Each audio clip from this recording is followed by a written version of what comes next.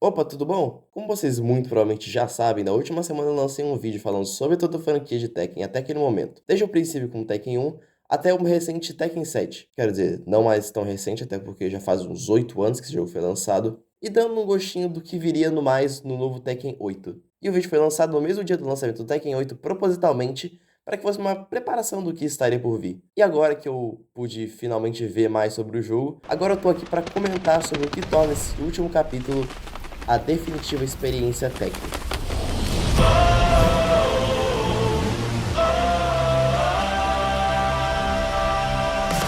Tekken 8 é o capítulo final dessa história até o momento e é o ápice de tudo que essa história vem construindo durante anos e anos. A primeira vez em que vimos qualquer gameplay de Tekken 8 foi essa daqui, e é a coisa mais linda que você poderia ver em um jogo. Dá de 10 a 0 em qualquer outro jogo lançado há 4 anos atrás e por algum motivo está recebendo remaster. Mas beleza, não vamos questionar sobre isso.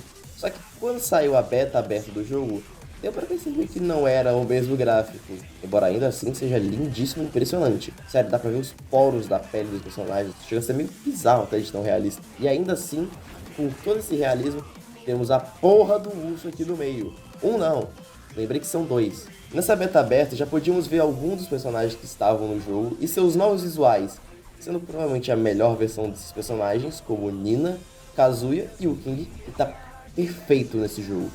Temos o Paul, que deixou de lado seu cabelão saído direto de JoJo's Bizarre Adventure, mas que agora tem um aspecto de motoqueiro muito mais proeminente e maneiro. Mas ainda tínhamos mais personagens para chegar e que foram sendo revelados aos poucos.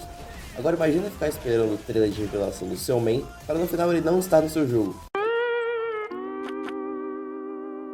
Pois é, foi isso que fãs de Ed Gordo sentiram, o que levou esse cara aqui a acusar o Harada de racismo, por simplesmente não incluir o personagem no jogo. E a resposta desse tweet não poderia ser melhor. Se você acha que pode simplesmente fazer uma acusação dessas e passar impune, então você tá muito enganado. Leroy e Ray vão te descer a porrada. Para pra pensar que não tem personagens japoneses em muitos filmes e séries americanas que eu adoro. Eu nunca me senti discriminado por conta disso. Qual você acha que é a diferença crucial entre nós dois? Tenho certeza que você não entende. Você não está sendo nem um pouco lógico, está simplesmente sendo iludido que nem ao menos percebe que mesmo se fosse uma questão emocional, não faria o menor sentido. Mas vendo toda a pressão que essa situação causou, logo no lançamento do trailer da história já revelaram que a primeira DLC do jogo seria a do Ed Gordo, que agora deixou de causar treta pela sua ausência para causar treta pela sua aparência. Caraca, até rimou. Coração ardente, mas cabeça fria. Mas já que estamos falando de personagens, vamos já falar sobre o roster desse jogo. Esse é o melhor roster da franquia? Mas nem Depois do tanto de personagens que tivemos no Tekken 7, vários personagens menos relevantes foram cortados da próxima entrega, incluindo personagens que já vêm acompanhando a franquia há bastante tempo, como Armor King, Craig Marduk, Julia Chang e a digníssima Anna Williams. Puxa vida, hein? Valeu aí, Harada, por tirar minhas duas waifus do jogo. Embora que com certeza esses personagens provavelmente vão ser adicionados em futuras DLCs, mas deve ser triste ter que pagar pra jogar de novo com um personagem que vocês são bem há tanto tempo, né? Mas pelo menos um bem de vocês está vivo. Por falar em personagens vivos ou mortos, temos um caso interessante aqui pra comentar. Jun Kazama, mãe de Jin e uma mulher que eu não sei se considero corajosa ou maluca por se relacionar com o Kazuya. E que no último vídeo eu havia comentado que ela havia sido morta pelo ogro. Sério isso? Tá chato já. E bom, realmente era o que tínhamos de informação. Embora o status dela fosse relatado como desaparecida, era bem óbvio que ela estava morta. E ajudava o Jin como um espírito, e que até havia se transformado no boss Unknown da série Tag Tournament. Porém, com a revelação dela em Tekken 8 e com alguns diálogos como...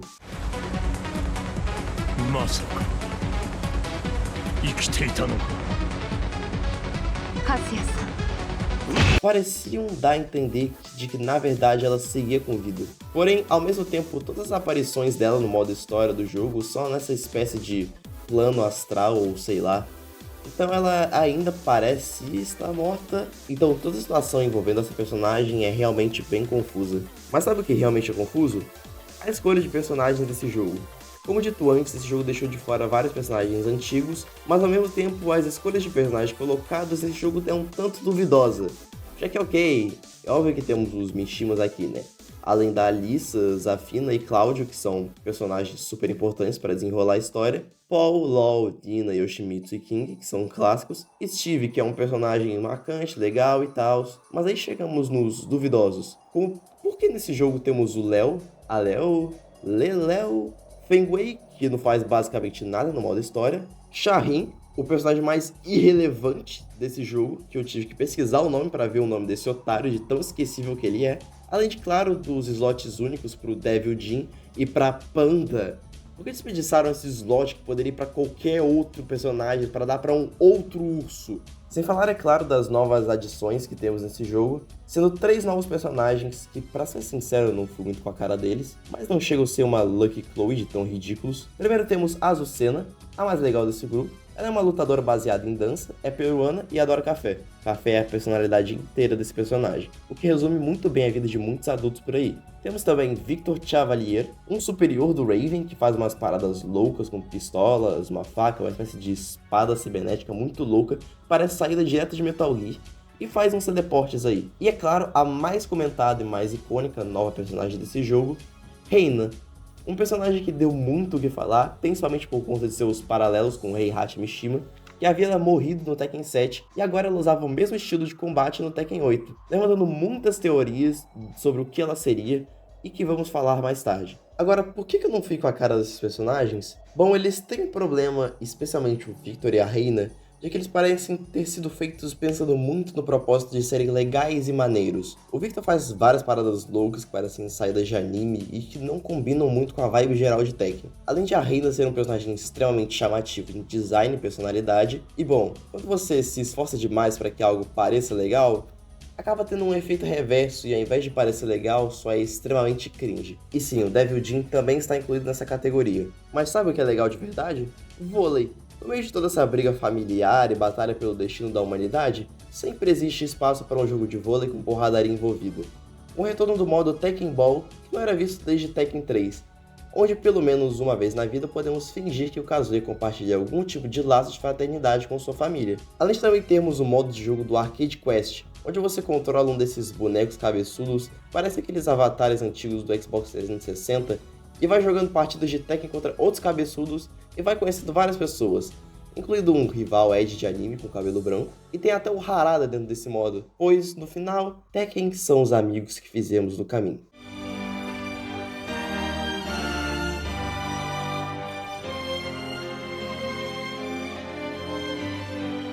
Agora, alguém me explicou como que no mesmo jogo temos isso e isso? Esse jogo ainda sai com a livre customização dos personagens, e isso está dando várias obras de arte pela internet, já que pelo visto tu pode fazer de tudo nesse jogo. Tem vídeo de mais de meia hora só mostrando personagens da cultura pop no modo de customização. Peraí, vai jogar com a Ashley? Vai ter gameplay com a Ashley? E obviamente que dá pra deixar as personagens femininas seminus pro agrado dos esquisitos aí. E assim como todos os outros jogos, esse aqui também traz os finais do modo arcade pra cada personagem, no qual a maioria deles vai pra um lado bem mais cômico. E é sério isso, Jun? Sério que tu quer ter um relacionamento familiar estável com 2 tiranos que já aniquilaram milhares e milhares de pessoas? Ô mulher, você devia se valorizar um pouco mais, hein? Agora vamos falar do modo história desse jogo. Lembrando que vai estar recheado de spoilers da história do jogo, então se você não quer estragar a sua surpresa, vá assistir alguma gameplay ou joga o jogo completo, então volte aqui. Caso você já tenha visto ou então não se importa, então sinta-se à vontade e bem-vindo ao Torneio do Rei do Punho de Ferro 8. O jogo é dividido em capítulos semelhante ao Tekken 7. Embora a estrutura dos capítulos desse jogo não faça sentido nenhum, pois às vezes no meio de uma batalha termina um capítulo e começa outro logo em seguida na mesma luta, mas ao menos podemos dizer que esse modo história é muito melhor do que o do Tekken 7, pois temos a participação de essencialmente todos os personagens do jogo e podemos jogar com quase todos eles. Ou seja, sem personagens deixados de fora para jogar com um personagem de outra franquia enfiado no modo história. Não é Akuma. O primeiro capítulo começa com a luta entre Jin e Kazuya, onde parece um episódio de Dragon Ball. É raio laser soltado de um canto para o outro, batalhas aéreas, a cidade sendo completamente destruída e com direito a um raio do Kazuya que mata todo mundo completamente de graça. Então, em meio às chamas, temos Kazuya, acima do conceito de humanidade, anunciando o início de uma nova era. Começaria o Torneio do Rei do Punho de Ferro 8.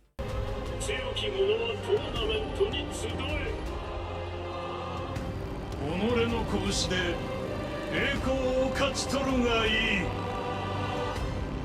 ただし力を示せぬ弱者は国ごと消えてもらうことになる。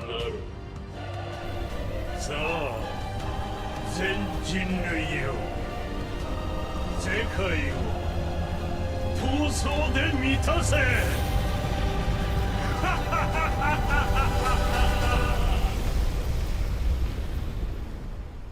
Depois dessa luta, Jin havia perdido a sua conexão com o demônio em seu interior, tendo então que entrar no torneio para conseguir despertar esse poder maligno novamente, pois essa era a única forma de vencer o Kazuya. Controlamos o Jin nesse começo e temos uma cena que me fez questionar o que eu estava vendo naquele momento.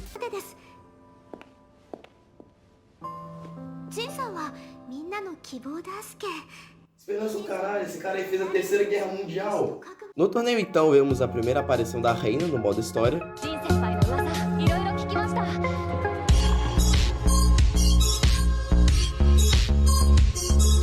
Mas quando Jin enfrenta ela, ele percebe as semelhanças que ela tem com seu avô, Heihachi Mishima. Reina se rende no meio da luta e Jin depois enfrenta Hwoarang, que assim como em todo o jogo é obcecado em derrotar o Jin por um total de 0 razões. Depois de vencer, Jin avança para as finais na Itália, onde lá temos Lily, que chegou às finais, e Asuka, que assim como de costume não faz nada na história, mesmo estando relacionada na mesma família que o protagonista do jogo. Deve ser realmente bem triste ser fã da Asuka. Então é dado início às finais do torneio, com 12 participantes: Steve Fox, King, Paul, Kuma, Shahin, Sergei Dragunov, Yoshimitsu, Brian Fury, Lily, Azucena, Leroy Smith e, como não podia faltar, Jin Kazama. As lutas acontecem de forma indeterminada, pois durante essa parte do modo história você pode escolher qual lutador você vai representar em cada luta, podendo dar infinitos resultados diferentes, mas obviamente você é obrigado a jogar de Jin na última luta, onde o Jin começa a refletir um pouco sobre si mesmo e busca entender quem ele é. Infelizmente o torneio é interrompido no meio quando Kazuya mata Zafina para que ele pudesse despertar o Azazel novamente. Ao matar Azazel, Kazuya toma os poderes dele e se transforma nessa coisa horrorosa aí. Jin então é levado embora, então fica apenas alguns para enfrentar o Kazuya. Assim, tem só os fodões aqui, tá ligado? Tem uma robô, o Lars e a Reina que soltam raios, o Cloud tem umas magias loucas aí, o Victor tem armamento forte e tal, mas o que o Hwoarang tá fazendo aqui? O que ele espera fazer contra o Kazuya? Vai chutar ele?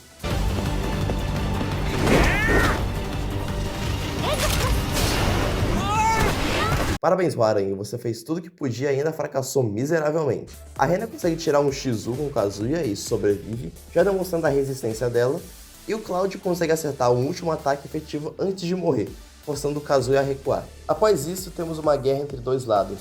O lado dos mocinhos, com Steve, King, Shahin, Paul, Kuma, Li Chaolan, Lars, Alice, Léo, Raven, Leroy, Reina e Victor. Já do lado do Kazuya, temos Feng Wei, Dragunov, Nina, os robôs Jack e Azucena, que está do lado de um demônio que vai destruir o mundo, simplesmente porque vão ajudar a espalhar a marca de café dela pelo mundo. Então, assim como na vida real, toda a moralidade é deixada de lado quando se coloca dinheiro na mesa. E por falar em dinheiro, no lugar de moralidade, temos também o Lau do lado do Kazuya, que estava puto com o Paul por causa de dinheiro. Então temos a cena mais triste de todos os tempos.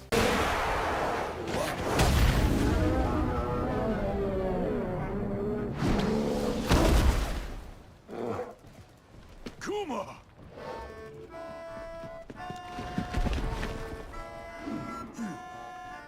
You saved me. Nessa parte, a jogabilidade se transforma em uma 3D com vários inimigos para cima de você, que nem no cenário mode do Tekken 6, onde você vai lutando com todos os capangas até encher essa barra, o que é legal. Da primeira vez, depois de mais 3 vezes fazendo isso com personagens diferentes, mas enfrentando os mesmos inimigos, começa a ficar maçante. Enquanto toda essa guerra rolava, Jin e Xiaoyu foram pro bosque onde o Jin havia crescido. Lá eles se conectam um pouco mais, para que pelo menos haja um mínimo de interação entre os dois, já que estão em falta em relações amorosas nessa franquia. Jin então tem lembranças da sua mãe, que cantava uma música sobre um ogro na ilha.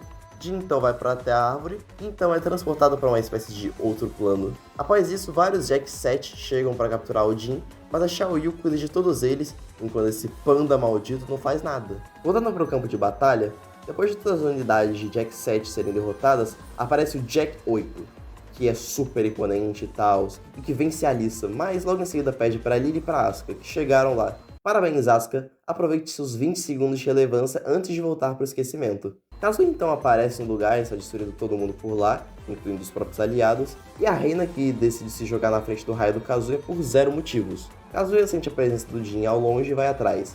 Então vemos como a Reina abre os olhos e eles estão vermelhos. Para então ela sumir até o final da história. O Lara de alguma forma conseguiu chegar antes do Kazuya, então enfrenta ele, sem sucesso, mas serviu para dar um baque mental no Kazuya, lembrando do Heihachi. Jin, dentro desse plano astral, se encontrou com sua forma demoníaca, tendo um conflito interno com seu lado maligno. Depois ele enfrenta o Devil Jin mais uma vez, e depois ele enfrenta o Devil Jin de novo. Só que dessa vez você é o Devil Jin enfrentando o Jin padrão. Então depois de 3 lutas em sequência, o Jin recupera seus poderes, porém se purificando de sua maldade, conseguindo uma nova forma com uma asa de cada cor, e salva o Lars antes de morrer pro Kazuya. E meu Deus, isso seria muito um personagem que teria infinitas contas no FUT usando esse perfil. Então, começa a batalha final entre Kazuya Mishima e Jin Kazama, onde os dois começam se cacetando na porrada no céu. Vemos então que agora o laser do Jin vence do Kazuya, porém Kazuya logo toma vantagem, soltando uma bola de energia maligna.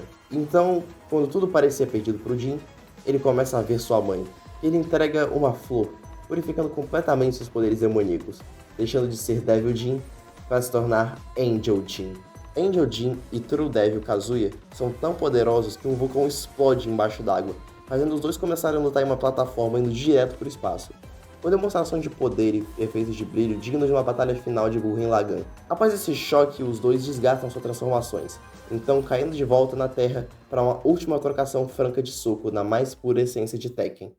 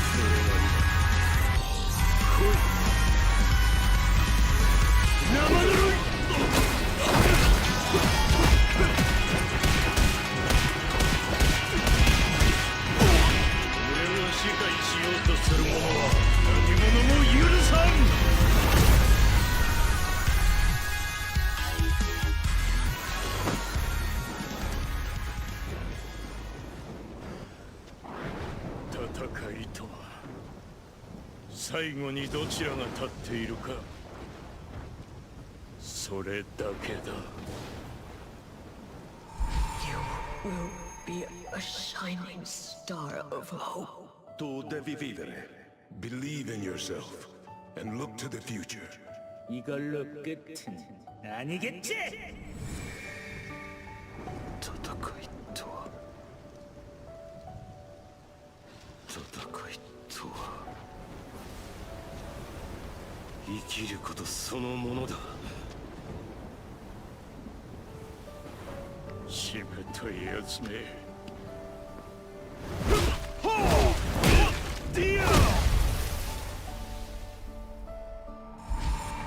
ジンさんの誰より強い意志と覚悟をみんなが知っています。我々にも花を持たせてくれたまえ。Halte deine tiefsten Wünsche in Ehren. 遅いぞ切り札。託された思いが俺に生きる勇気を与えてくれた。バカな。ジン、守りたいものを見失わないでね。みんなと共に生きるため俺は何度でも立ち上がる。諦めの悪さは認めてやる。だが勝つのは俺だ。俺は自分の過去を否定した。俺はもう仲間とつながることを否定しない。俺は生きたいと願う。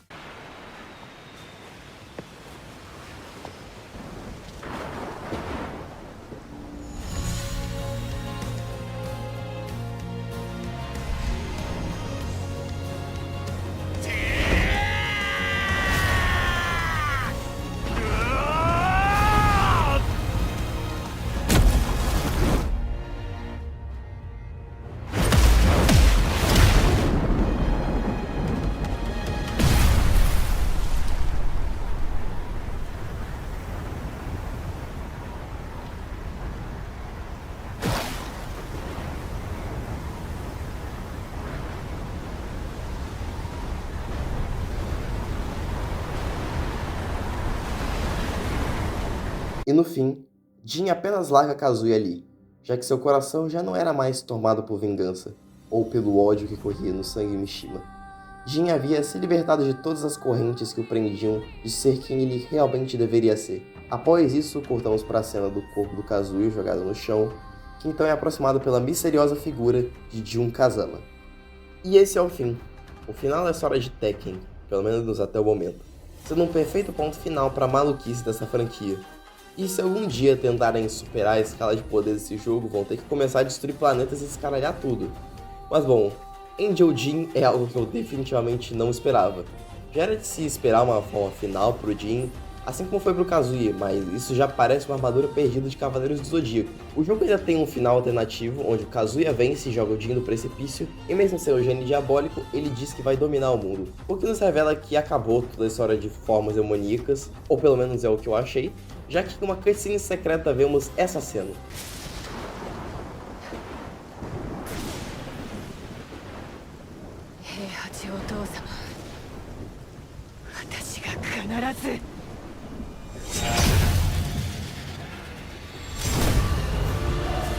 Eu realmente não entendi muito bem, porque a Reina é filha do Heihachi, isso já tá confirmado aí, mas o Heihachi não tinha o gene diabólico. Quem tinha o gene era a mãe do Kazuya. Então de onde veio essa forma demoníaca que mais parece um traje de metaleiro? A Jun realmente tá viva? Ou o que aconteceu com Kazuya? Bom, essas são as perguntas que ficaram no ar e que nos manterão interessados na continuação dessa franquia. Chega a ser emocionante pra mim. Eu sei que olhando tudo isso, Tekken parece extremamente bobo e idiota, o que não deixa de ser.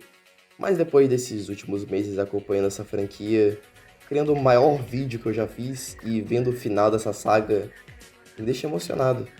E sinto que Tekken conseguiu conquistar um lugar no meu coração. E para fechar esse vídeo, eu gostaria de agradecer profundamente a todos vocês que assistiram o vídeo anterior e que estão vendo esse aqui agora. Eu realmente fiquei espantado com o boom repentino que o último vídeo teve e provavelmente deve ter ainda mais views no momento em que eu estou lançando esse vídeo. Mas para finalizar essa trilogia de vídeos, semana que vem eu vou estar lançando um vídeo fazendo uma tier list com todos os personagens que já passaram por essa franquia e avaliando todos eles de pior a melhor. Então, fiquem atentos.